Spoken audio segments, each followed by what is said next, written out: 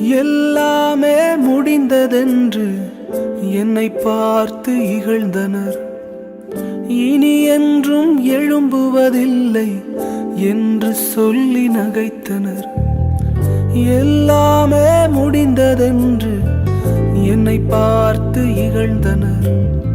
இனி என்றும் எழும்புவதில்லை என்று சொல்லி நகைத்தனர். ஆனாலும் நீங்க என்னை கண்ட விதம் பெரியது.